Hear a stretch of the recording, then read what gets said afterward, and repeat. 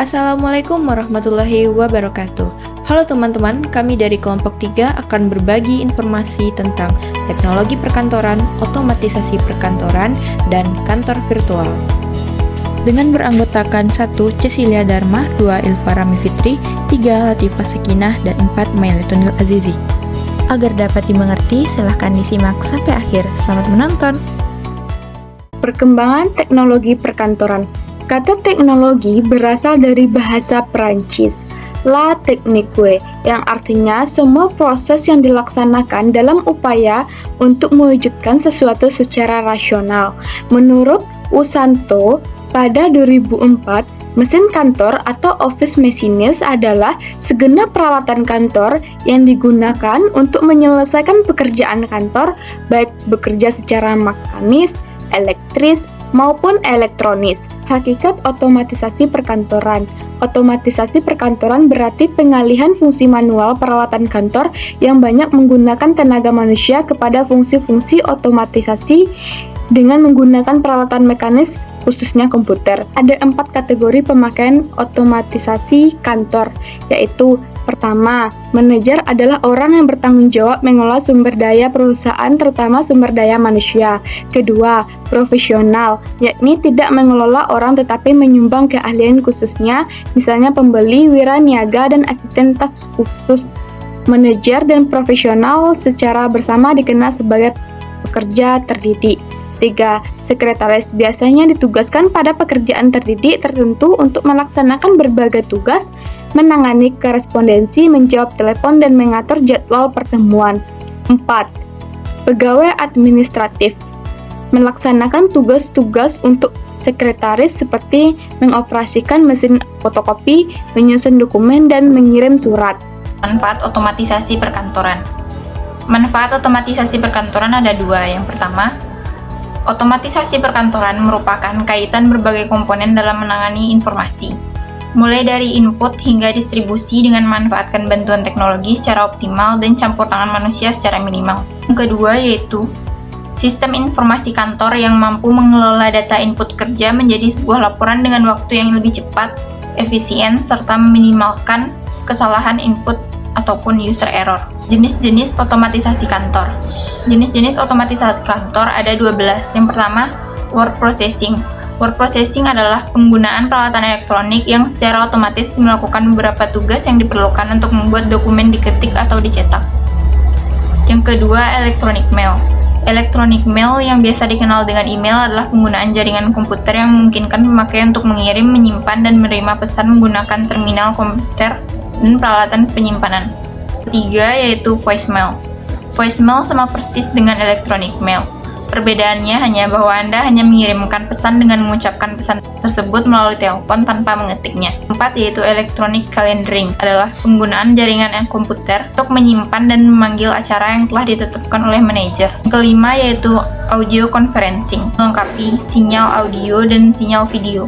7. Computer conferencing adalah penggunaan jaringan komputer, sehingga memberi kemampuan seseorang untuk melakukan pertukaran informasi selama proses terjadinya konferensi. 8. Faximile transmission, yang biasa disebut fax, adalah penggunaan peralatan khusus yang dapat membaca tampilan dokumen pada ujung channel komunikasi dan membuat salinan atau kopi ujung yang lainnya. 9. Video text, adalah penggunaan komputer untuk tujuan memberikan tampilan materi tekstural pada layar CRT. 10 yaitu image store dan retrieval, untuk pemecahan masalah ketika ia diperlukan untuk melihat kembali dokumen historis untuk tujuan pemahaman masalah. 11 yaitu desktop publishing. Penggunaan desktop publishing adalah sebagai alat pemecahan masalah, meliputi aplikasi administrasi dan teknis. Selanjutnya yaitu definisi kantor virtual. Kantor virtual atau virtual office, atau bisa disebut juga dengan kantor maya, itu adalah sebuah ruang kerja di mana karyawan bekerja tidak harus pergi ke kantor secara fisik. Maksudnya di sini karyawan dapat bekerja secara virtual, yaitu dengan mengakses lewat internet atau bekerja dengan menggunakan internet. Kantor virtual ini merupakan upaya untuk mewujudkan efisiensi penekanan biaya atau cost reduction, yang salah satunya adalah pengurangan penggunaan lingkungan kantor secara fisik. Kantor virtual ini merupakan implementasi dari otomatisasi perkantoran. Jadi di sini kantor virtual ini untuk meningkatkan produktivitas kerja karyawan. Selanjutnya yaitu manfaat kantor virtual. Apa aja sih manfaat kantor virtual? Yang pertama yaitu lebih fleksibel. Karena kita tidak harus membuang banyak waktu untuk pergi ke kantor secara fisik. Dan juga kalau kita bekerja secara virtual itu tidak dari pagi sampai sore seperti orang-orang yang bekerja secara fisik. Kedua yaitu hemat biaya. Seperti untuk menyewa gedung perkantoran, kan itu menggunakan banyak biaya. Yang ketiga, banyak pilihan kerja. Apa?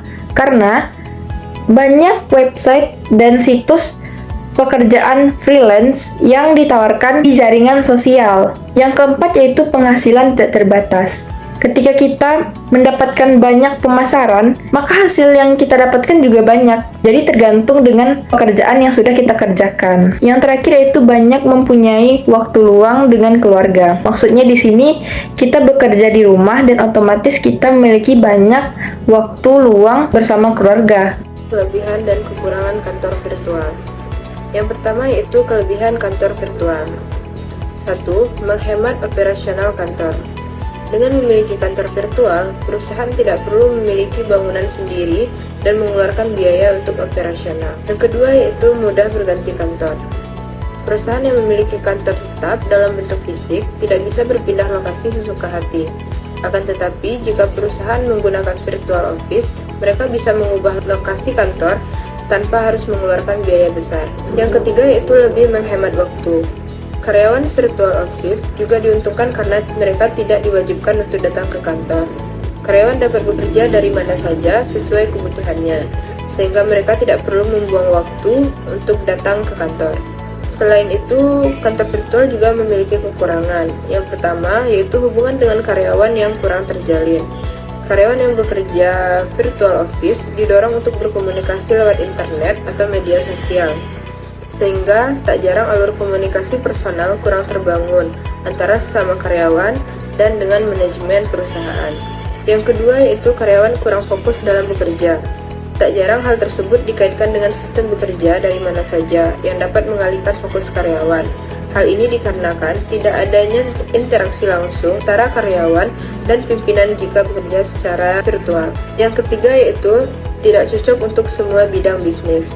Pada dasarnya, tidak semua bidang bisnis cocok bekerja dalam virtual office, misalnya seperti perusahaan yang bergerak di bidang teknik. Maka dari itu, sebelum menggunakan kantor virtual, perusahaan harus memastikan bahwa pelayanan dari pihak penyedia jasa sesuai dengan kebutuhan mereka.